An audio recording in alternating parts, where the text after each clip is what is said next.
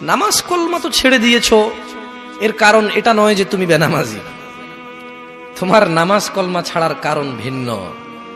তুমি মনে করো আর কি তোমার মন চায় না, তুমি পারো না, তাই তুমি নামাজ পড়ো না। আসলে তোমার তাওহীদে সমস্যা। কোথায় সমস্যা? মানে আল্লাহ, মানে আল্লাহ কে?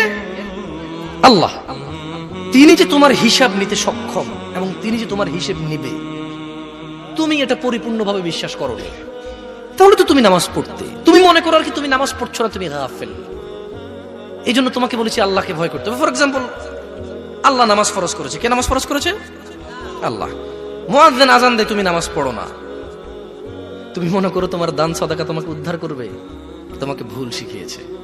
আমি মানুষ, ছোট হতে পারি। শোনো, জোর জবরদস্তি করে কিছু কথা আমাকে শুনিয়েও দিতে পারো, এখান থেকে নামিয়েও দিতে পারো। বলছি না তোমরা নামাবা, বাট এটা পারো। তবে মনে রাখবে, কথা যেটা বলেছিলাম উল্টাতে পারবে না। কেন পারবে না জানো? কারণ এই কথা উল্টানোর জন্য তোমাকে কথা থাকতে হবে। মনে রাখবে, তোমার দান সাদাকা যা হিসেবই হবে না। তুমি কি মনে করো হিন্দু লোককে আল্লাহ প্রশ্ন করবে কিয়ামতে, এ হিন্দু, এতগুলা বুতকে পূজা করছিস, ঠিক আছে বল নামাজ কেন পড়িসনি? ও তো মুশরিক। বুঝুনি মনে হয়? এটা স্কুল, এটা স্কুল। এখানে আমি পড়ি না, আমার কি পরীক্ষা হবে? আমার কি পরীক্ষা হবে? বুঝে দিবেনি মনে হয়। তো যে মুশরিক, তার নামাজ রোজা হজ যাকাতের হিসাব কিসের হিসাব? সে তো অলরেডি এমন অপরাধী যা ক্ষমাযোগ্য নয়। যা কি নয়? ক্ষমাযোগ্য নয়।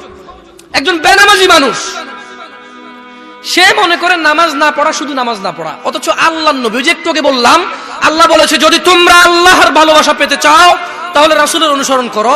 রাসূল বলছে যে নিশ্চয়ই কাফের এবং মুশরিকের মধ্যে আর আমাদের মধ্যে পার্থক্য হচ্ছে নামাজ। তুমি তো গুরুত্ব, তুমি মনে করো নামাজ না পড়া, নামাজ না পড়া। ওই যে তুমি খুঁজে পাও না মুসলমান কিভাবে শিরিক করে, এই যে নামাজ না ছাড়লে শিরিক হয়। দেখো, আমি অনুবাদক, এখানে যারা বুখারী পড়ায়, মুসলিম পড়ায়, তিরমিজি পড়ায়, হাদিস তারা পেয়েছে না। হানাফি, শাফি, মালিকি, হাম্বলি, তিরমিজি, আবু দাউদ নাম দিয়ে তুমি পরিবর্তন করে গোপন করতে পারো, কিন্তু আছে।